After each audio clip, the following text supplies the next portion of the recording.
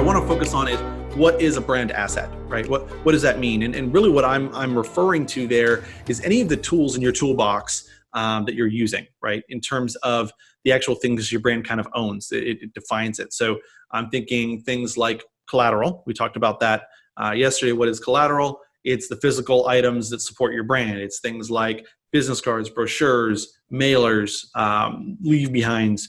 When you're talking about brand assets, I'd even talk about your website, your promotional items. I'd talk about digital presentations and pitch decks, anything you're using as a brand asset. It's that tool, it's that resource, you kind of own it. You really should have that itemized.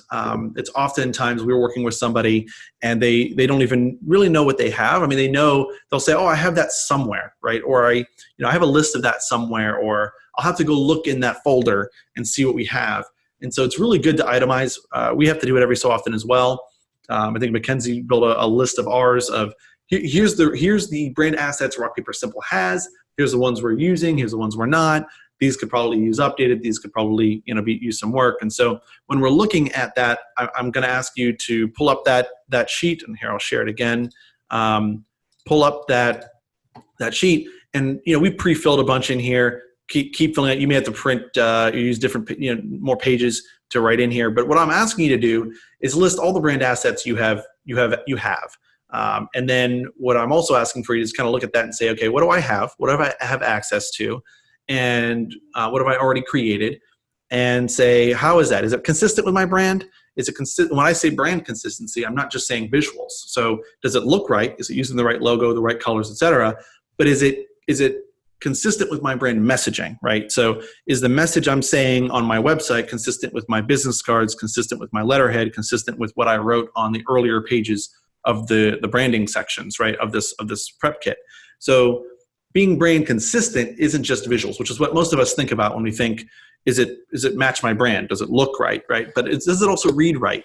Does it communicate correctly? So that's something to look at across your brand. Make sure it is being consistent. What is that core message you're trying to accomplish? And be consistent throughout all of your messaging and all of your marketing pieces. And so the idea of having this column here of, is it consistent? Yes or no? Does it need updating for some reason? Yes or no, right? We're going through it. Do I need to work on this? That's useful to know. So at a glance, what kind of resources and assets do I have for my team to work with that are done and ready to use? But what do I need to maybe give some attention to later? And then what's also helpful is to kind of scale them in order of importance, 1 through 10. Which of these items, these brand assets, are important to my organization, to my marketing plan, 1 through 10? Because sometimes it can be hard to decide what to work on next. What should I focus on? What's most important? And so if you're going through here and scoring this, it gives you a little bit more direction, somewhere to work with, and then of course a space for notes. So the first step here is just to kind of inventory what you have now. And that might mean, again, physical items that you have, but it might also just mean you've got the artwork for said item and you still have to go to print with it. Great to put that in the notes. I've got this asset, but I haven't actually printed it, haven't sent it to work yet, but I know I have access to it when I need it. And so part of a good plan is making sure that you're ready, right? So nothing worse than being ready to launch a campaign and realize, oh shoot, I still have to design that item. I have to send it to print. And we wanted to go live with that marketing campaign in 3 days, but it's going to take 2 weeks to get it back to the printer, right? So just being ahead of that, planning for that, knowing what assets you want to have. So something to think about with your brand assets is some campaigns you might be doing, some efforts you might be doing may require certain brand assets, right? We're going to talk about on Monday marketing channels, the channels we use to push our message out there. And some of those are going to require some brand assets. And so planning ahead for that, we may talk about that and start choosing channels on Monday, and you may come back to the sheet and go, oh yeah, I need to add some brand assets here. I want to do Facebook ads, so I need to make sure I have the creative for the Facebook ads. I need to make sure I have the ad copy created for that, right? And so just having this inventory of brand assets is really helpful when it comes time to actually execute on marketing channels, on efforts, things like that. And so so kind of running through what is the most important for my brand, for my marketing plan. Does it look good? Does it work right? Is it saying the right message? And again, I'd say pull your team in on this. Guys, what do you feel we need? Is there anything I'm forgetting that we do have access to? Is there a box of promotional items in the break room up on the top shelf that we forgot we had? Let's make sure we itemize that, inventory that. You may find you have items you forgot you had. You may find that certain items need to be updated when you just thought they were working, they were good. We've gone through various iterations of our own marketing collateral and what we've used and what has worked for us. And so that'll be fun actually to run through today. Hopefully, if anybody has questions about what collateral that you should have, or what you have, maybe run through what you have now and get suggestions, so we can have some fun with that if those are good kind of question ideas for later. But we've evolved even the brand assets we work with over time. When I mentioned on Monday's call that we started literally our brand assets and our marketing was some business cards. I mean, that was like literally business cards on a website. And then I added brochures later, these little square, cool brochures that were just a trifold, but they were square, so it was different. And that was our whole asset list, and then, we added these drop banners. And so different things we've added over time to our resource set, to our brand assets, and that's built and built and built and built. And I would say having what your blogs access to, you have, what kind of giveaways do you have that people can use, online tools that are lead gen. So what kind of assets do you have? The marketing prep kit, for example, for us, that's a brand asset. We spent time creating that. There was a version few years ago we made that was not nearly as what we have now. And then the last year we did it again, and a few of our team members kind of ran with it and made it a lot better. And next year we'll have another one, probably towards the end of the year. We'll revamp it again and have another version of it prepared for 2021, where we add even more to it, make it more efficient. And so we're improving the brand assets we have. But the marketing prep kit, for example, is one of our core brand assets. Our pitch deck that we're working on reworking again so that we have something to follow through when we're doing a presentation to our clients. It's a brand asset. We're reworking that as we speak. Jennifer's been redesigning that. Scott and I have been kind of doing mock pitches together and saying, how does this feel as a presentation? And maybe we should change this. Maybe we should change that. And actually, that piece that we're working on is totally different than in the initial concept. Right? The initial concept was was a lot more different pieces, and now we're saying, well, actually, that's great for the initial presentation, but when we're done and we leave that with the client or the person we worked with, they're going to take that and might be presenting that to another person. We call that the meeting after the meeting, right? You're in a sales meeting, you're presenting something, you leave that with the person. They're then going to the real decision maker and saying, hey, I want to go with these guys, or I want to work with them. And that's the meeting after the meeting. They've got to tell the story that you just told. And I could spend a whole webinar on that. But the concept of that is the piece should be easily retranslatable. They should be to tell the story again, right? And so we realized this was too much. Let's simplify it. Let's rework it, come up with a different idea. And that's where it's gone from. So kind of taking a step back on the brand assets, and you're looking at, does this need to be updated? You're not only, is it consistent, does it look good, does it work, but do we put ourselves in the shoes of our prospect? Will that brand asset do what you want it to do? What is your goal for that asset, right? It's to get them to take some sort of action. So will it accomplish that action is the question you've got to ask yourself. So is that mailer doing what I want it to do? Is it making them feel the way I want them to feel? Is it, one of the core principles in kind of messaging is understanding what my target audience has to believe to take action. And so am I creating something compelling for that? And so these are all things that we're thinking about with brand assets in terms of how it presents.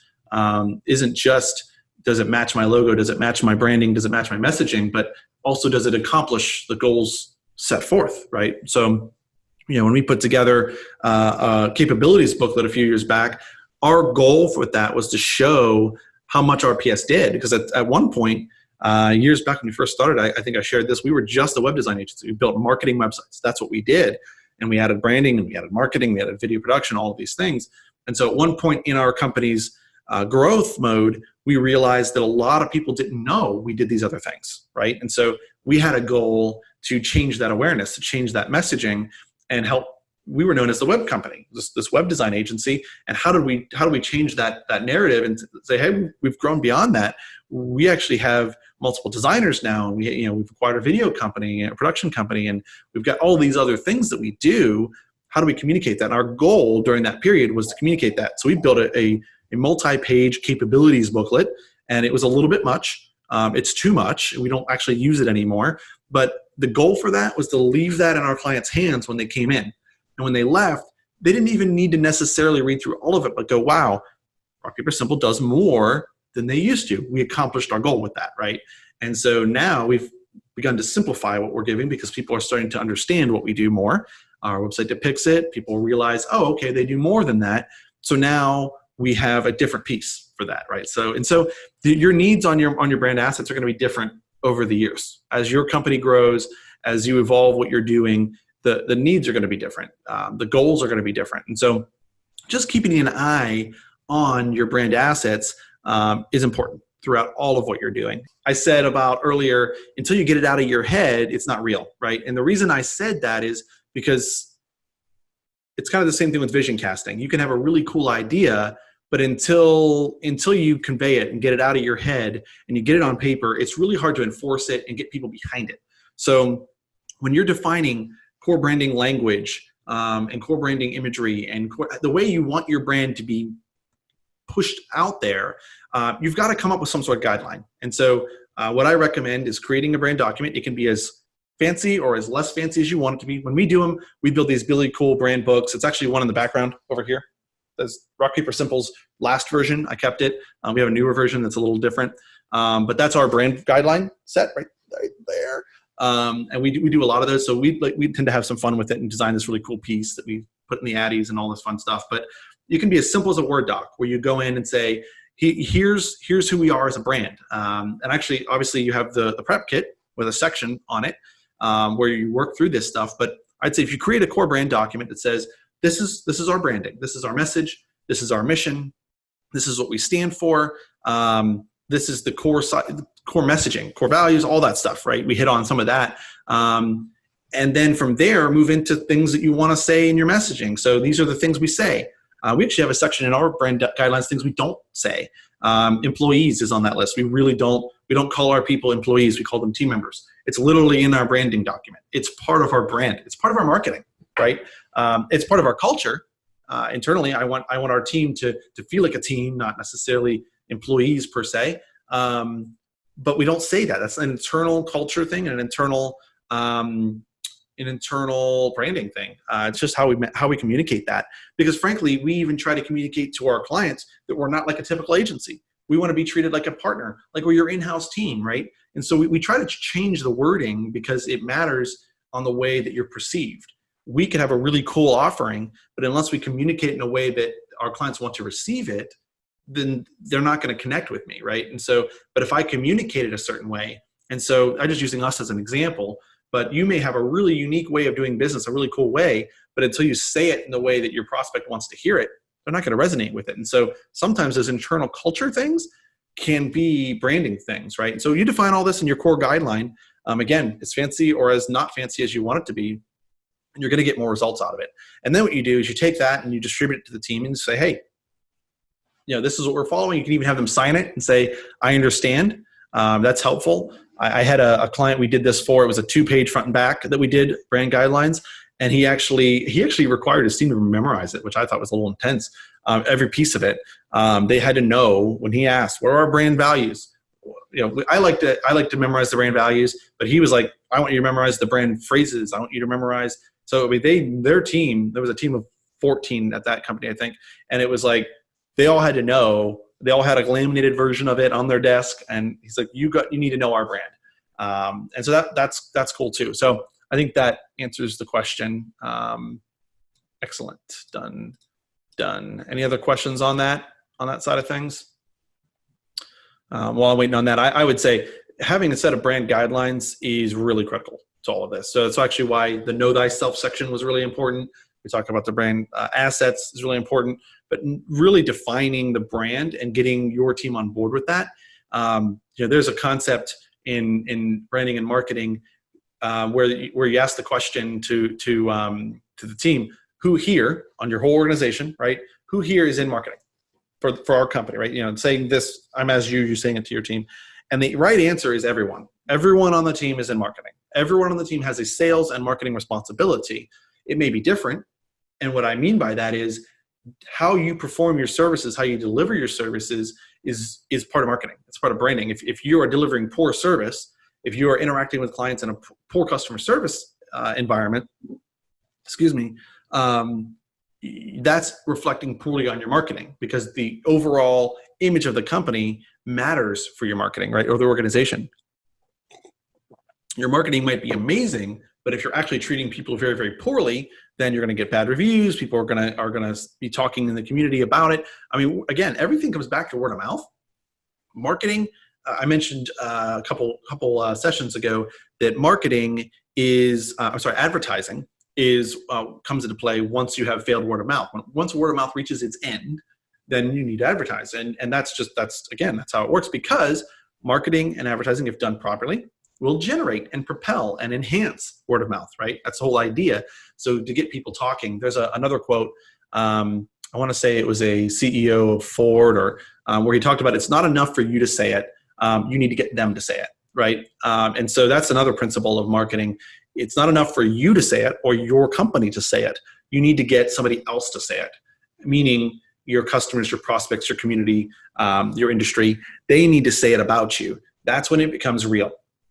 We actually have company goals, company vision statements that we do not repeat to our clients. Like they're not public, they're internal, and we only share them amongst each other. I mean, there's some colleagues that know about them and whatnot, but not that they're top secret. But the point is, there are some things that we will never say in our own marketing about us, but that we aspire to. Does that make sense? It's kind of like this, we want to get here. And when we are there, we're there not because we said it, we're there because we've proven it, and other people are saying it about us. And there's something really special when you know that that's internal, and you know that your team knows it, and then you hear it, you hear somebody say it, and it's like, that's what we're aspiring to, that's what we want. And when more people say it, you're winning, right? And so it's kind of a fun, it's almost like saying, if you have to say it, if you have to tell people this is what you are, who you are, whatever, then it's almost like it's not true, if that makes sense.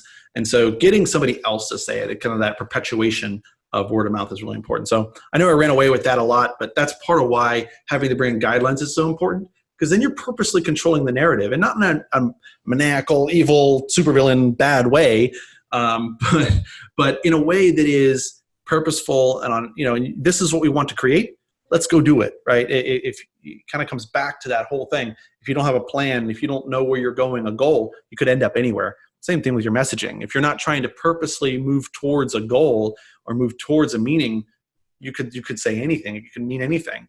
And then people aren't thinking that thought you want them about your brand. So any other thoughts, any other questions along brand assets, any creative ideas that you guys have had, favorite brand assets that you've worked with in the past, creative things you've done?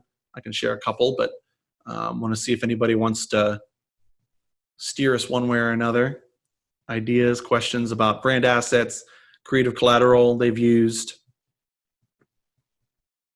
While I'm waiting on that, I'm going to share one, but I'd love to have some other thoughts, other questions in there. So we've done a few fun collateral pieces. I actually shared a little bit about the Box of Awesome we did. That's one of our favorites. We created this box that we sent off to prospects, and we would pack it with different things. I think that time we did it, we had like an RPS tumbler, we had pens, we had the stress balls. Everybody loves our own stress balls, some collateral materials and things. And that time, I think we sent it out to 50 different businesses, and we only had a few respond, but one of them signed on as a marketing partner. And we back before we even called it that, and this was years ago, the first time we did it. And that was one of our favorite, because it created a feeling. It was something unique people got in the mail, and it was just really cool. And one of the reasons it's a lot of fun story to tell is not only did we get a pretty immediate return on that campaign, but 2 or 3 years later, we were in a meeting with a prospect, and we're kind of talking with them. And this was one who had gotten the box, but hadn't reached out. And we were actually reached out by another person in the organization, not the one we sent the box to. And we're sitting there, and there's 3 partners in the business, and then there's their marketing guy in-house, and we're all talking. And Scott and I are in the meeting, and we're presenting. And he opened his laptop. And when he opened his laptop, one of the partners, it had our sticker on it. It had I think it was the Keep It Simple sticker, one of our Keep It Simple stickers with our logo emblem on it. It was on the back of his laptop with a bunch of other stickers. And Scott and I couldn't help but look at each other and kind of smile, and because we knew where it came from. He got it from that box. It was one of the things we had, that sticker in the box. And it meant that he opened it. It meant he looked at it. It meant he actually had that sticker on his laptop probably for several years. It looked like it had been there for a while. I mean, granted, he probably could have found it a while later and put it on, but it looked like it had been there a while. And that was cool because we knew that our brand had been in front of these guys before. We ended up doing business with them. But that was very cool. We've actually had team members walk into doctor's offices and seen like our Orange Awesome. And if you guys have seen our Orange Awesome thing, I should have had one. I could have showed you. But we've seen it like on top of a monitor or on top. We've seen it at different places of business. We've seen it at doctors' offices, et cetera, that we've sent the box to, meaning we know they opened it. We know they took something out of it. And so it doesn't mean that we'll get that business right away, but it does mean we made an impact, and that may turn into business later. And again, kind of comes back to marketing. Our collateral pieces, our marketing efforts, et cetera, may not get us business right this moment, but we're creating something, we're building on something that over the years, sometimes over the months, over the weeks, over the years, it creates impact, right? And so not every marketing effort we do will have an immediate result. I'm going to get into this more on Monday at noon. Remember, tomorrow we do not have a session. Excuse me. We're taking a break, and then we'll start again on Monday at noon. But what I'm going to cover is marketing channels and choosing marketing channels. And somehow I'm going to do that in 20 minutes. Not really sure how we're going to cover. Actually, I have an idea, but there's a lot to cover. And so, one of the things when we're picking marketing channels is we're always thinking is, what are the goals? What are we trying to accomplish? And can we move the needle now and later, right? So if we're doing a campaign that is long-term, say SEO. I was just talking to a prospect right before this call about doing an SEO campaign. The goal with SEO is always long-term. It's going to take longer to get results, but can we take elements of what we're using, content, for example, and do something more short-term? Can we create short-term content that's going to generate interest and engagement now that will also have a long-term value, right? And so there's all those things you're thinking about. More notable, one thing we did was a campaign. We were coming up on the end of the year. It was the last quarter of a year. This was 2 or 3 years ago. And we had a great team, and we always have a great team, but we thought, what if we did an awareness campaign about our team first? So for a quarter, we ran ads that were all about our team. And it was Facebook ads, and it was just a profile of each team member, something quick, awesome about them, a fun picture of them. And we did that for a whole quarter. And then at the end, new year, we started running ads that were more conversion-centric, more capability-centric, and the results were better. And because people had been seeing kind of this fun thing for a while, it's kind of this awareness push, and then we pivoted and did something more. So it was short and long-term campaigns. And so I got a question here. What kind of conversion do you hope to get from campaigns that are a little more unique, like Box of Awesome? Great question. So everyone wants to know what their return is going to be. We talked about that in goals and analytics. We want to make sure we're getting ROI. What am I hoping to get in terms of conversion rate? I have no idea. It's always different, right? What we're really looking at is a ROI on our investment. So what's our return on investment? How well did we do on the money we spent? If we spent $1,000 on something, how much money did we get back? And a good return on investment is going to be different for everyone, because remember, the ROI is typically measured on gross revenue. So if I run an ad or $1,000 worth of campaign money, or $10,000 worth of campaign, let's use 1,000. It's easy. So I run $1,000 and it costs me $1,000 to do this effort. If I make $1,100, one might say, well, yay, I'm ahead. Well, are you really? Because by the time you pull out any commission costs, production costs, cost of goods, all this fun stuff, did you actually make any money? Is there any ROI? So ROI a lot of times is measured, we spent this much, we spent 1,000, we made 5,000. Awesome, we 5x the money, there's room in there, there's probably good ROI there, but you've just got to think of that through. If your product has 25% acquisition costs built into it, you can afford to have less return on that investment in gross revenue. So that's a really, really good question. There's no easy answer. When you're doing something unique, a lot of times it costs more. So do you need to have a higher return? So you've got that normally works better for either a large campaign with a large budget, or it works better for higher ticket items, because then you only need one sale, right? So in the case of the Box of Awesome campaign we spent several $1,000s on that campaign because it was a big box and all kinds of cool. I mean, we spent like $20, $25 a box to send in 50 boxes out, right? But we only needed one deal because we got a big deal out of it, right? It was a large recurring deal. And so in that case, that paid for itself with one conversion. Others might need multiple conversions. So knowing what you need to get out of it is important as well.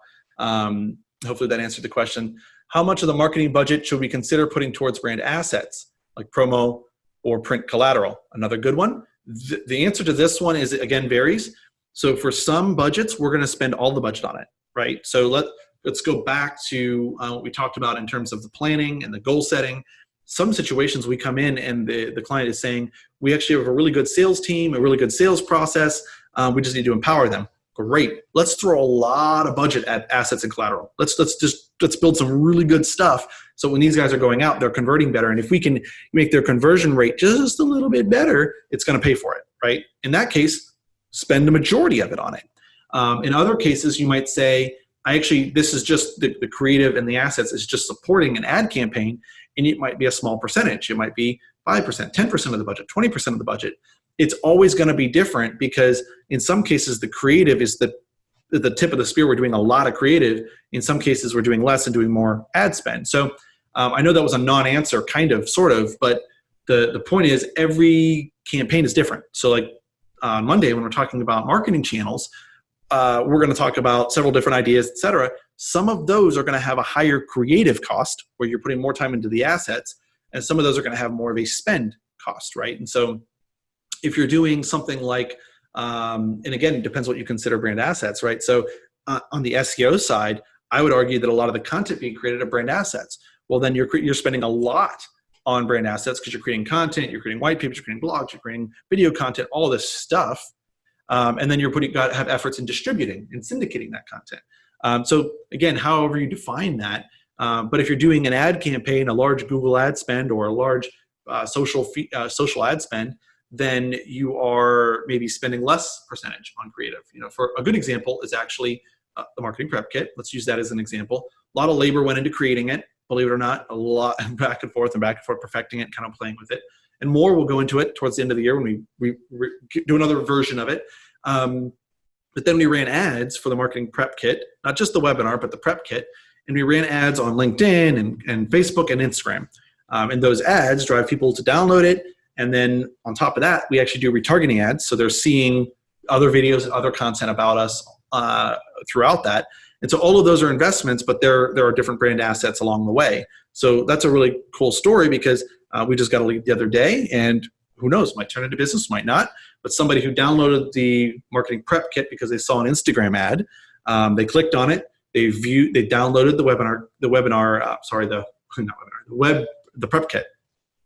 A month ago, 4 weeks ago, they downloaded that, and then they got our trickle emails. They opened a couple of them, and then they saw a retargeting ad that we put out there for logo versus icon. What's the difference? It's a blog post that we did a while ago. It's got to be a year plus ago, maybe 2 years. But we use that as one of our retargeting ads, meaning you visit our website, you're going to see some ads. And so some of you may be seeing that actually if you've been on our website, you're probably seeing some ads on Facebook from us. And one of those ads is just pure content. A lot of them are just content or videos. And it's a logo versus icon. What's the difference?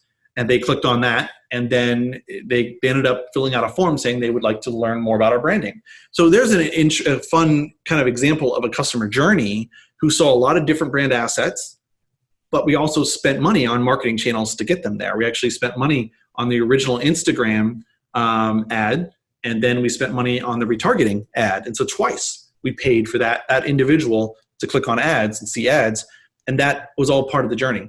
And on our side, once we see if they may be a good fit, they may not.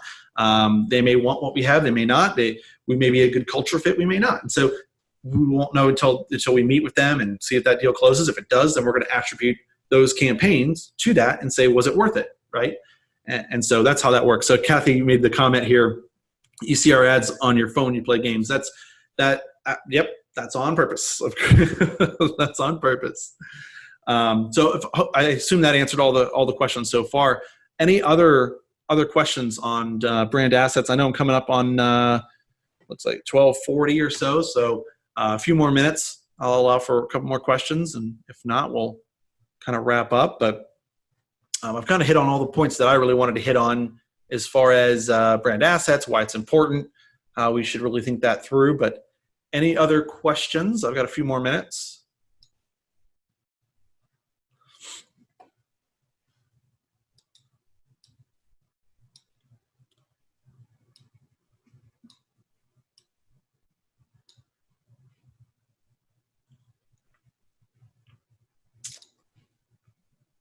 All right. Well, if no other questions, I'm going to start kind of doing my wrap up. But if another question pops in there, I'll be happy to answer it. I do have the time right now. But good one, Peter. Peter always has a good one.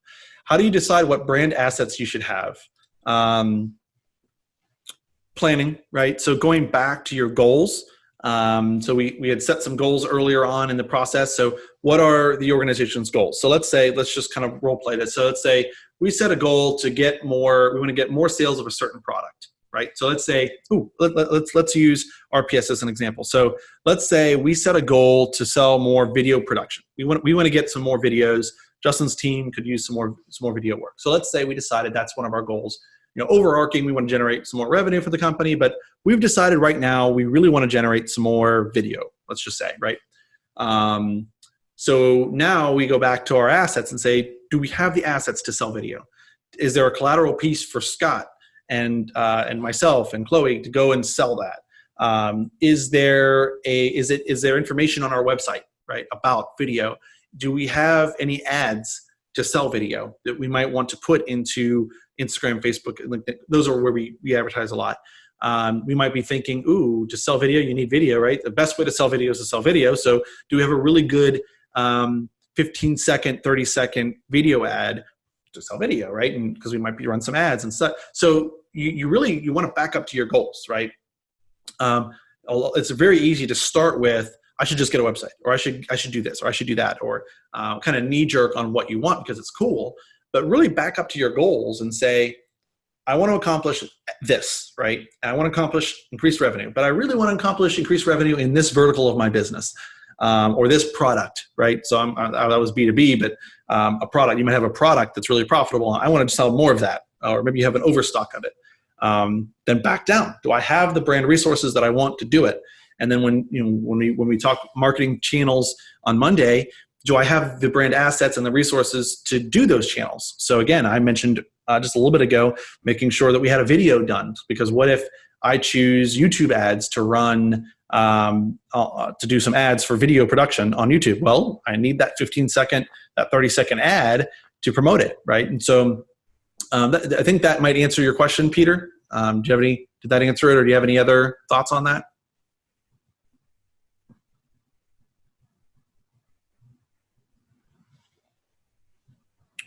To add to that, while you're applying to that, there's the what do I need for my marketing channels, but also what do I need for my team? I mentioned that earlier. So, Scott always jokes when he came to first work with RPS, 5.5, 6 years ago, he came in, we talked about it, here's our offerings, here's what we're doing. And I also presented to him and said, well, here's all the resources I have for you to work with. And it was collateral and brochure.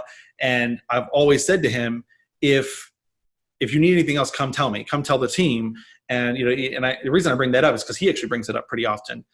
We want to provide the team with the resources. So there's that added element of communicating with your sales team or communicating with your front office and saying, do you have what you need to do your job from a marketing perspective? So that's another way to learn about things that would be helpful or good resources they might need. So, all right, that's good. Thank you. So it seems that in addition to the channel, perhaps you also have to tie in the goals, and that brand assets could be different for different campaigns. Yep. So brand assets influence everything else. And so, we have like a methodology document, and it talks about, we like to differentiate our clients first. We like to then look at their foundations, and then we look at channels, right? And I won't go too deep into that because I'm at my time. But and then what we have on our little methodology sheet is we have this little block over here, brand assets, and it applies to all of them, right? So you're going to need brand assets for your boots on the ground efforts. You're going to need brand assets for each channel. You might need different assets for different campaigns, just like you said. So exactly what you're saying there. If you decide you're going to do YouTube ads, you need video assets. If you decide, again, here's the cool thing. It's smart to think through that early, because you might be able to repurpose assets. So really good example of that we were launching an updated version of our website. We were announcing the acquisition of Mendex Studios, and all this stuff, right? And so we actually needed to communicate our marketing partner kind of component of what we were doing, but also wanted to announce kind of this cohesive team and the new video production, et cetera. So we created this marketing partner video with Justin and his team, and we incorporated that in the new website.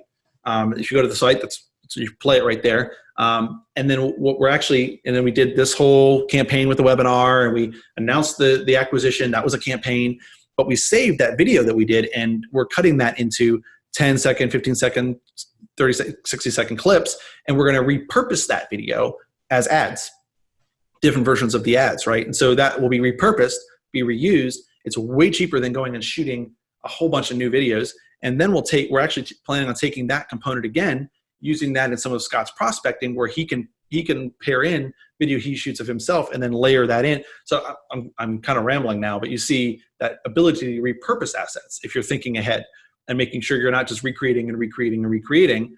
There's a time for that, but then making sure you're repurposing that as necessary. So I am going to call it, because we're at 2:46, and I promised to keep it about 20 and 20, total of 40 minutes, and we take about 5 minutes to get kickstarted. So really appreciate spending time with you guys. The great questions, are rolling through that stuff. So far, so good. We're 4 sessions in. We got 4 more. Next week, we will be, on Monday, if we focused on marketing channels. We'll do a couple more content pieces on budgeting, doing budgeting for your organization and your marketing, and then we'll do implementation, talk about implementation strategies. A lot of times it's easy to put a plan together, but now how do I do this without procrastinating for 2 years? I've got not only direct experience from doing this with clients, but our own marketing. Super easy to procrastinate your own marketing. So especially as an agency, something that we've really, really, really tried to tackle is be proactive with our own marketing. Excuse me. So we'll hit on implementation, and then we'll finalize with a summarize and a big Q&A. So my goal actually for that last one next Thursday is you guys have worked on your sheets, you really thought through it, and I really want that to be dynamic. And if you have any other questions that are very specific, hoping to open it up and use that time for that. So that looks like it's all I've got for today. Again, thank you so much for spending some time with us. I'm looking forward to next week. And in the meantime, stay awesome.